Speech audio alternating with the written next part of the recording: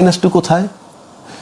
আপনি আয়না ঘরে মানুষ আটকায় রাখছেন, 57 জন অফিসার হত্যা করছেন, শাপলা চত্বরে লোক মারছেন, বিনা বিচারে লোক হত্যা করছেন, হ্যাঁ, ব্যাংক লুট করছেন, রাতে দিনের ভোট রাতে করছেন, জনগণ আপনাকে তাড়াই দিছে। এটা কি -1? এটা মাইনাস না তো, এটা তো তাড়িয়ে দেওয়া। এটা খাচ্চর দোষে আপনি গেছেন, বিতাড়িত খাচ্চর দোষে, খাঁটি বাংলা লিডার, আপনার খাচ্চর দোষে আপনাকে বের করে দেওয়া হয়েছে। It is not -1। তারপরে যখন আপনার বিরুদ্ধে জেল হইল, মৃত্যুদণ্ড হইল, আপনার প্লটের দুর্নীতি নিয়ে আপনার ছেলে এবং মেয়ের দণ্ড হইল, এই কারণে আপনি আসছেন না। আপনি দণ্ডের কারণে আসছেন না, এটা কি -2? No, false negative. সাথে সাথে কিন্তু ওইটা এইদিকেও টানে, বেগম খালেদা তারেক জিয়া। বেগম খালেদা জিয়া তো 80 বছর বয়স, সে তো ন্যাচারাল প্রবলেম ফেস করছেন শারীরিকভাবে। আমরা সবাই যাব, আপনিও যাবেন, আমিও যাব, গোটা জাতির ক্ষেত্রে আবার ঐক্যবদ্ধ। এবং আজকে তার জন্য ফিল করতেছে। উনি ফিরে আসুক চাই, চলে গেলেও কিছু করার নাই, বাট এটা ন্যাচারাল ব্যাপার। এটা তো -3 না, উনি মাইনাসের বাইরে সবাই। ওনারা তো কিক মেরে বের করে দেওয়া হয়েছে, কেউই মাইনাস নেবে। আমি এটা ক্লিয়ার করতেছি জাতির কাছে, এই ন্যারেটিভ। 2 আসেন তারেক রহমান সাহেব, উনি গেছেন, আসতেছেন না। আমি জানি না উনি আসবেন কি আসবেন না, এই বিষয়ে আমি কোনো আলাপ করতে চাই না। কিন্তু উনি যদি ফাইনালি না আসেন, সেটা তো তার ইচ্ছা। কিংবা উনি বলছেন আমি আসতে পারতেছি না কেন, যে আমার একক সিদ্ধান্ত না। আবার এটাও বলছেন এটা যে একক সিদ্ধান্ত না কেন, সেটা বলার জন্য আমি অবারিত নই।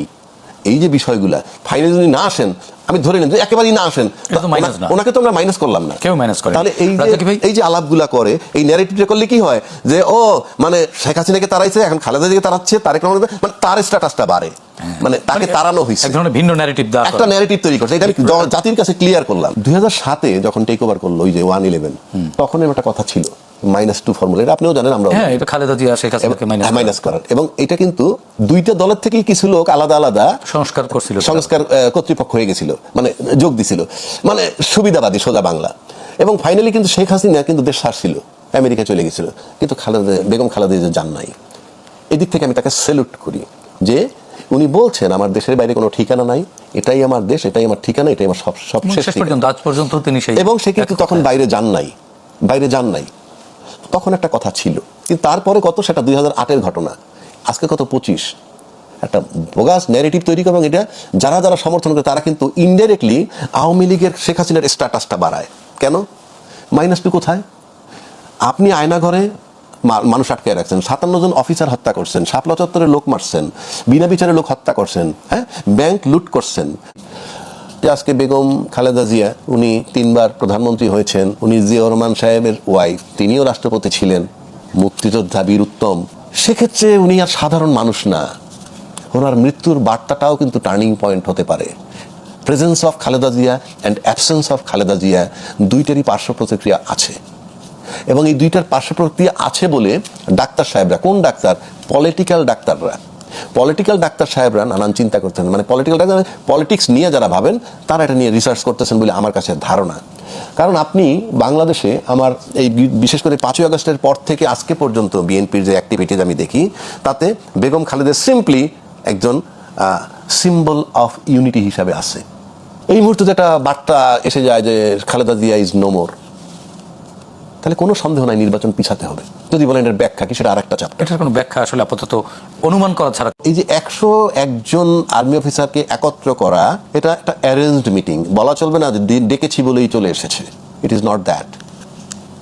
তো সেখানে উনি বলছেন, উনি কতগুলা কথা বলছেন, যে একটা জায়গায় উনি বলছেন যে আমি আমার কি বলে কিছু ভুলের কথা স্বীকার করেছেন, এবং একটা জায়গায় সরি বলেছেন, এবং একটা জায়গায় বলেছেন যে আমরা পুরান ঢাকা থেকে গাবতলী আমিনবাজার পর্যন্ত আমাদের মিছিল ছিল, সেখানে কোথাও একজনের সাথে তার খুব জেনারেল ফাতেমি রুমি, উনি ছিলেন প্রধান, তার সাথে একটু রুক্ষভাবে কথাবার্তা হয়েছে, এটা উনি অ্যাডমিট করেছেন।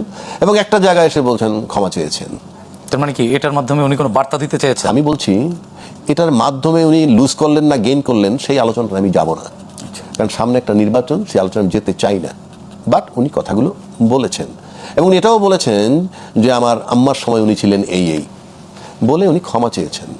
তাই এটার মানে একটা জিনিস, বার্তা হলো এই যে ওই যে স্টেক হোল্ডার, বিএনপি একটা স্টেক হোল্ডার মানি তারেক রহমান, আর আর্মিদেরকে ডেকে এই কথাটা বলার মানে হচ্ছে কোথাও তো তাদের একটু দূরত্ব ছিল, সেটাকে নিউট্রাল করার একটা বা প্রচেষ্টা, এবং আমি মনে করি যে উনি হয়তো কামিয়াবি হয়েছেন, এবং যদি হয়ে থাকেন তাহলে আমি একটা সম্ভাবনা পাই যে উনি হয়তো আসবেন।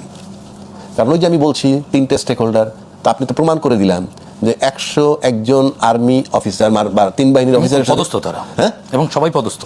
হ্যাঁ, এবং বড় বড় স্টেক হোল্ডার তারা, মেজর জেনারেল, ব্রিগেডিয়ার, এই লেভেলের লোক আছে, রিয়ার মিনিমাম এডমিরাল। ছিল মেজর। হ্যাঁ, তো সেখানে তার মানে ওই যে স্টেক হোল্ডারের যে গুরুত্ব, 3টে স্টেক হোল্ডার, তার ভিতরে বিএনপি বলতেই আমি এখনো বলবো তারেক রহমান সাহেবই সবচেয়ে বড় স্টেক হোল্ডার ব্যক্তিগতভাবে, কারণ উনিই বস, উনি বিএনপির কথা বলছেন। উনি বিএনপির কথা বলেন। তাহলে উনি, এবং রিটায়ার্ড আর্মি অফিসার মানে এই না, এটা রিটায়ার্ড আর্মি অফিসার মানে প্রেজেন্ট আর্মি অফিসার, কারণ এই প্রফেশনগুলো এইরকম মানে একজন ব্যক্তি একবার আপনি ইন্টেলিজেন্সে যদি কাজ করেন, ইউ আর ইন্টেলিজেন্সের officer for ever, Till death. আপনি রিটায়ার্ড করলেও তাই। সুতরাং এই আর্মি অফিসাররা আর এই যে সার্ভিং আর্মি অফিসার কোনো পার্থক্য নেই, একজন পার্থক্য একটাই, ইউনিফর্মে আছেন, একজন ইউনিফর্মে নেই। হ্যাঁ, এই হলো পার্থক্য। তো সেক্ষেত্রে আমার কাছে মনে হয় এমন সময় আর এই যে বক্তব্যটা ভার্চুয়াল, এবং ওই 101 জনের আশাটাও একটা পজিটিভ দিক, না আসলে কি হইতো। তো এতে মনে হয় যে আমি বলছি, আমি সবসময় চ্যালেঞ্জ করি বীরত্বের সাথে যে 3টে স্টেক হোল্ডার একত্র হতে হবে। তো আমি যদি এখন যদি বিবেচনায় নেই যে তারেক রহমান সাহেবের সাথে আর্মির বা একটা দূরত্ব ছিল বোঝা যায়, বা উনি মিন করতে চেয়েছেন, সেটা যদি কমে আসে এবং এটা যদি নিউট্রালাইজ হয়ে যায় 2টা স্টেক হোল্ডার, তারপরে থাকে সরকার। সুতরাং এই 3টে স্টেক হোল্ডার যদি একটা জায়গায় আসে, আমরা সিমটমে বলে যে আমরা আসছি, তাহলে একটা নির্বাচনের সম্ভাবনা আমরা দেখ